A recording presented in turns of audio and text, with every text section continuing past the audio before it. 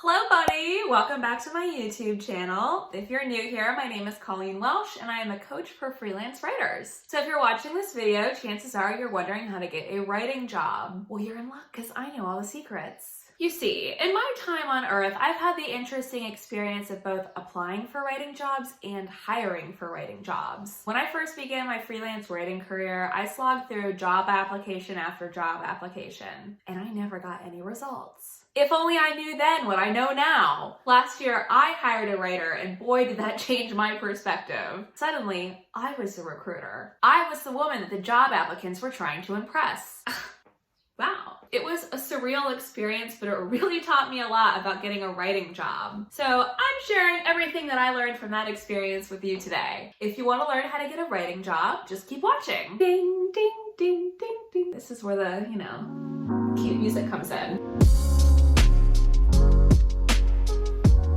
So step one, I want you to figure out what you want. When you're looking for a job, you need to look for a job that's gonna work for you. Otherwise, you'll be miserable and do terrible work, and no one will benefit from that. So before you begin your job search, write down what position you're actually looking for. Do you wanna work for a large company, a startup, or something in between? Do you wanna work freelance, part-time, or full-time? What do you see yourself doing each day, and what kinds of things will you write about? How much will you be paid for your work? You might not know what writing jobs are available, and that's okay. I want you to write down your ideal scenario. Not only will this help with the next step, but it will also help you to manifest your dream job. If you believe in that sort of thing, which I do. Okay, step two, you're gonna create your resume and portfolio. So now you're gonna create your resume and your writing portfolio, highlighting why you're good at all those activities you said you wanted to do before. If you don't have any experience, we'll talk about that later. I recommend creating your resume in Canva and using a beautiful design. This will help to express your personality and set you apart from the pack. Also,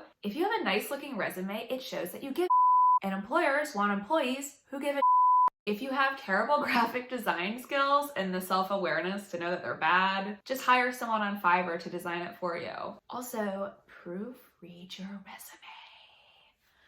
Proofread it, please. I will toss out a candidate as soon as I notice a typo on their application materials. If they aren't detail-oriented enough to fix their resume, I assume that their work for me is also going to be sloppy. Then save your resume as a PDF. Why? Because PDFs are universal, which means that your resume will look exactly the same when your potential employer opens it up. Microsoft Word docs are not universal, because guess who doesn't have Microsoft Word?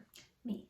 And most other people with Macs don't. Okay, so three, you're gonna create job alerts. So remember before when we defined our ideal job function? Now it's time to search for those activities on your favorite job search engine. Mine is Indeed, personally. We're not sponsoring this, just like it. But instead of searching through the current job listings, you're gonna create job alerts. For example, if you wanted a job as a beauty writer in Los Angeles, you'll enter that search criteria on Indeed, and then you'll have the opportunity to sign up for job alerts with your email address. Enter your email address and activate that search. Then repeat for all the activities you'd like to do at your new writing job, along with any locations you're comfortable working in. Okay, so why are we doing this instead of just applying to jobs on the search page? In my experience, a lot of people are looking for jobs right now. The last time I posted a writing job on Indeed, I received over 300 applicants in just a couple of days. Unless you see a writing job that was posted in the last 24 hours, you're already too late. Okay, so then number 4 is the hard part, which is waiting to receive a job alert. You're probably thinking, shouldn't I be applying to writing jobs 8 hours a day? Nope. If you do that, you're gonna end up applying for jobs you don't really want anyways. An employer can sense from your application that you're not actually interested, you're wasting their time, and you're wasting your own time. Now that isn't to say that you need a writing job that's 100% perfect for you. A job does not need to match all of your criteria, but please, wait until you find something that excites you.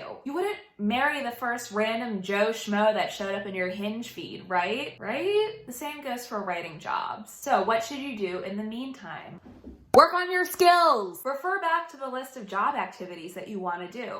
Are you actually good at those things? Well, it's time to get good at them. I know there's this idea that you need experience to get a job, but you can't get experience without a job. And people think it's a catch-22. Well, that's just not true. Do you want to write articles for a fashion magazine? Then start a fashion blog. You want to do content marketing? Then volunteer to help a local nonprofit with their content. You want to write social media posts? Then take over your uncle's landscaping company's Facebook page. Go out there and start making stuff, and the right opportunities will come your way. And then anything that you achieve should then be documented in a project format. If you help a local nonprofit with their content marketing, then make a case study about it. Put together a fact sheet about your fashion blog's popularity or how you increased your uncle's follower count on Facebook. Then add all of that to your portfolio/resume. This will be helpful later on in the application process. Number 5, apply right away. If you receive an alert for a writing job that looks interesting, apply for it right away. Do not wait to apply. As I said, a lot of people are looking for jobs right now, especially in this field. Employers are likely to be overwhelmed by applicants within days, if not hours, of posting the job. So don't even wait to finish your sandwich. Just do it now. Do it now. Number 6, put in some effort. So now you're applying for your dream job. You send them your resume and copy and paste your generic cover letter, right? Wrong. First, review your resume and make any edits that will highlight why you're going to be the perfect person for this job. Next, write an original cover letter that explains what you can do to help the company. Do not write a letter about why this would be a great opportunity for you. Prospective employers don't know you and they don't care about your career. I'm sorry, but this is true. They want to know what you can do to help them. And that's capitalism, baby. Also, keep your cover letter really short. Employers are getting hundreds of these and they don't have time to read like a Dickensian novel. And since you're a writer, this is an excellent time to show off your writing skills. Make it interesting and don't forget to proofread. Finally, attach relevant samples from your portfolio to the application. Nothing impresses employers more than taking a little initiative and putting some effort into a project that you're passionate about. Number 7, nail the interview. Your mission here is to come across as capable and friendly. That's about it. Studies have shown that interviews aren't really an effective way for employers to make a decision about hiring an employee, but we do them anyways. So here are a few tips to make sure that your interview goes well. Familiarize yourself with the platform that it will take place on. If you've never done a Zoom call before, then practice one with your mom. Arrive early. Punctuality is key, even in a remote workplace. Keep your resume, portfolio, and the job posting in front of you to refer back to in case you get kind of confused. I always do that. Relax and just try to connect with the interviewer as a person. You don't need to be so serious. And then send a thank you email afterwards. Thank them for their time. Time is not a renewable resource, and they spent 30 minutes of their life with you, so you better say thank you. The last thing you're gonna do is nail the interview assignment. If your interview went well, your prospective employer is probably gonna ask you to complete a test assignment. Now is your time to shine, particularly if you don't have a lot of experience. Do not procrastinate on this. Start early, work hard, and ask for feedback from people that you trust. Do your absolute best, and hopefully you'll wow your prospective employer and get hired. If not, don't despair. The opportunity wasn't meant for you, and something else is going to come down the pipeline. Oh, but you're probably thinking, excuse me, what about money? Okay, yeah. All right, so here's the thing. It may take time for an exciting opportunity to walk into your life. So what should you do in the meantime to make ends meet? If you already have a job, that's awesome. Don't leave until you have a decent FU fund for a new writing job lined up. Don't put yourself in a precarious position. Speaking from personal experience.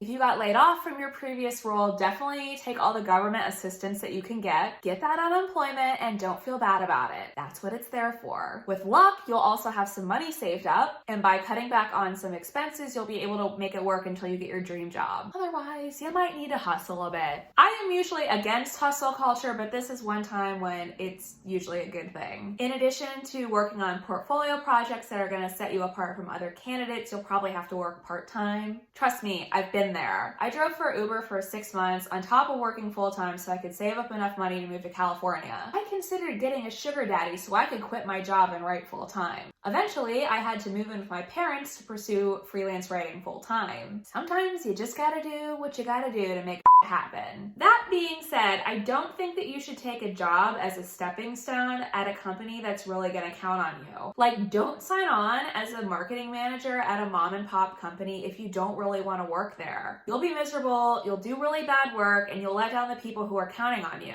In a small organization, every team member really needs to pull their weight. It's selfish to collect a paycheck from people who are counting on you when you don't really want to be there. That being said, there are plenty of jobs out there where you can collect a paycheck and it will not matter one bit whether you want to be there or not. We know what kinds of companies I'm talking about. The big ones, where nobody cares about anything. It's not going to hurt anyone's feelings if you up and leave 6 weeks after getting hired. My point is, if you need a job in the meantime, look for one at a big company that doesn't require a lot of skills and training. That way you can focus your attention on your passions and you won't need to worry about money as much. So yeah, buddy, that's how to get a writing job. Whether you're looking for a freelance or full-time position, I hope that this video was helpful to you. Good luck out there, buddy. If you like this video, don't forget to like and subscribe. I have a new video for freelance writers every week. If you have any questions or suggestions for future videos, just leave them as comments below. And that's all from me, buddy. I'll talk to you later. Okay, bye! Check you later. So if you want to learn, I hope you can't hear that. Someone is like rocking out to like some 90s R&B right now. Wow, they have a beautiful voice.